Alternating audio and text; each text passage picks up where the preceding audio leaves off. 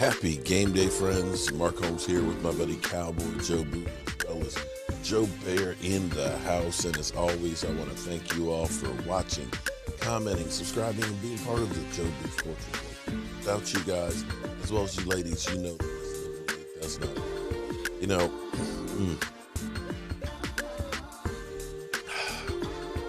coffee tastes so much better on game days. It seems like it's been forever that we've been dealing with the Cowboys losing to Denver. Does that really feel like it was only a week ago?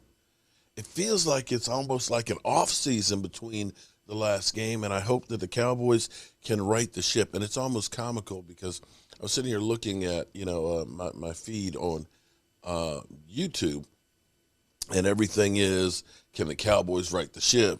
I believe the Falcons will win, the Cowboys, and this. And it's all doom and gloom. In fact, I was seeing one of the polls about Cowboy fans out there that literally that their whole mentality right now is, oh, we suck. We're the worst team in football. And, we're just depressed. Guys, we played 8 games. 8 games. In 8 games, we won 6 of them. By comparison, we played 16 games last year, and we won 6 of them. In the same way that Micah Parsons right now has the same numbers basically as Chase Young had last year, we still have a whole half of football for Micah Parsons to double what Chase Young did. We still have a whole half of a season plus a game to double the amount of wins that we had last year. Stop with the negativity. When I was talking with Stu last night, my buddy Stu, he worries about everything. I'm back home, I'm feeling a bit better, but I might have to. We deal with might when it happens. Don't waste your time and energy on things you cannot control. You follow me? Right now, there is not one thing that you worrying and saying the Cowboys are trash is going to fix. Nothing. Not a damn thing. It just make you depressed.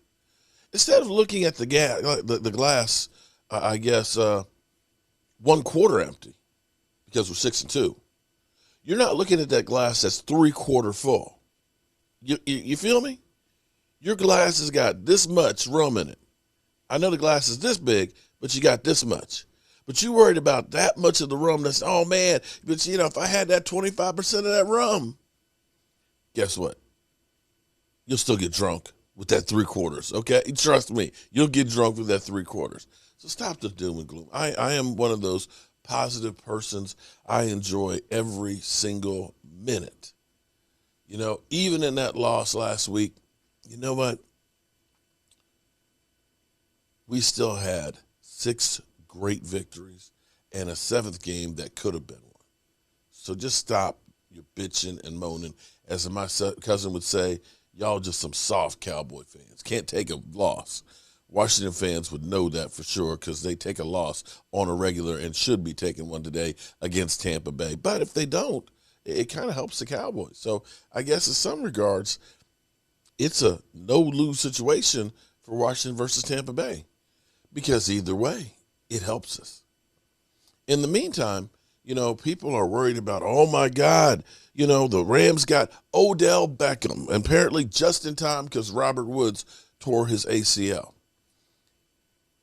And instead of y'all, because some of you, oh, man, they're a juggernaut. So Odell Beckham Jr., a guy who's 50-50 at catching footballs now, a guy who's a shell of himself. He's not the same Odell who got that one-handed catch and a loss to the Cowboys. Yeah, they lost that game, by the way. He got injured in that game. Instead of we looking at Odell Beckham Jr. going to the Rams, oh, my God, that receiving core with Matthew Stafford. If you believe that all of a sudden that team is great because they got Odell Beckham Jr., then let me ask you, friends, what does that make the Dallas Cowboys getting Michael Gallop back? with Dak Prescott. I'll say Michael Gallup right now is a much better receiver and deep threat than Odell Beckham Jr. is. Changed my mind. I will say Michael Gallup will have a better effect on the Dallas Cowboys offense than Odell Beckham will with the Rams. Just getting there, just getting handed the playbook, knowing that he is not that guy who's going to study hard and work hard, a guy who stays injured. Michael Gallup knows the playbook. Michael Gallup knows the quarterback. Michael Gallup will take the top off defenses. So if you're on the bandwagon of the Rams, oh my God, with Odell, then you better be on the bandwagon with the Cowboys of Michael Gallup, because I think we just got the bigger addition than the Rams did. And today, of course, we do also have lost in the shuffle, quietly, is Tristan Hill. Tristan Hill is a guy who has always had a lot of potential. He's a big guy, but a big guy with a motor. Unfortunately, in Central Florida, he had a hard time getting along with the coaches. And that kind of knocked on him. And it seemed like with Rod Marnelli, kind of had a little situation there. And so now, in his third season, he's got his third defensive coordinator. But with Mike Nolan last year, he started to come on and play. Now, the thing that you have to love about Dan Quinn is a player's coach that's a teacher and a motivator. I don't know that Micah Parsons would be as far along as he is right now without working with DeMarcus Ware and Dan Quinn. He'd be good, but I'm not sure that he'd be that good. And keep in mind, he's had back-to-back 10-tackle games with 3 tackles for losses, something that only Junior Seau has ever done in the history of football, at least when they start keeping stats. So he's in rare air. He is the Swiss Army knife. He is the guy, when the quarterback comes on the line, he starts pointing out.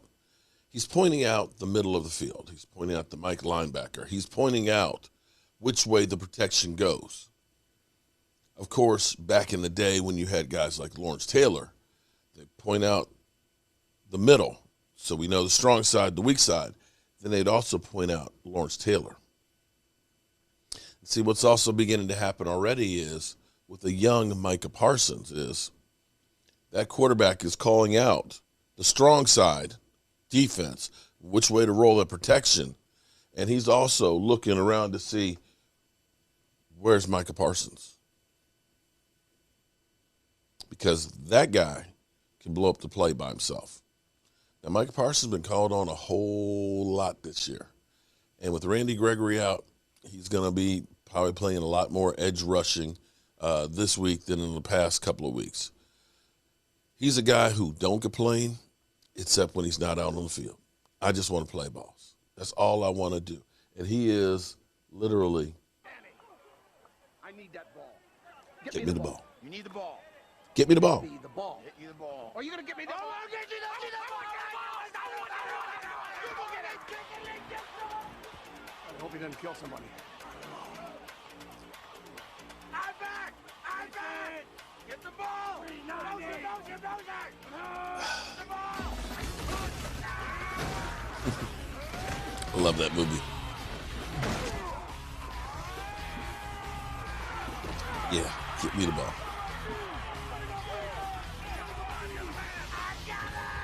I got it. I love that movie. Oh, my God. That's one of my favorite movies there.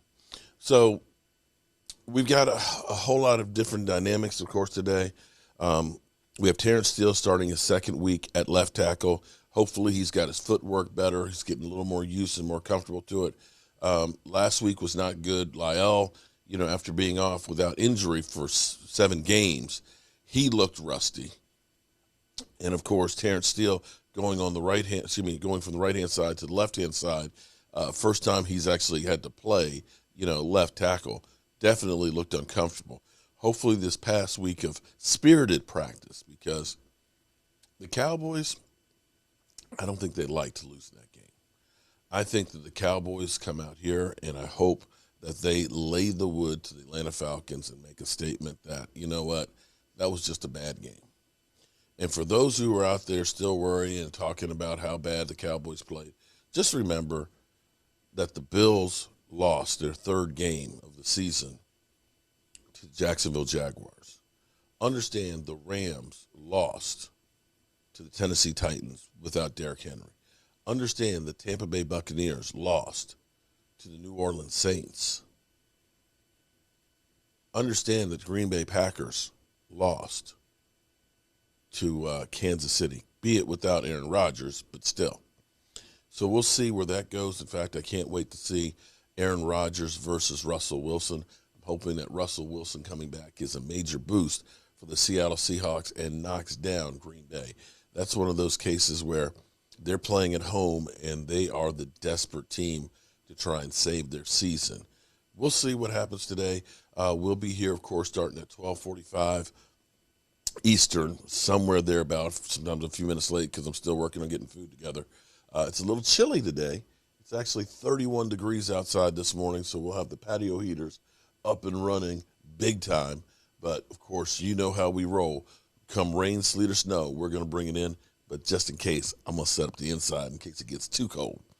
I'm Mark Holmes, and, of course, you know how we roll. Mark Holmes here, and as always, I want to thank you all for watching, commenting, subscribing, and being part of the Joe Boo Sports Report.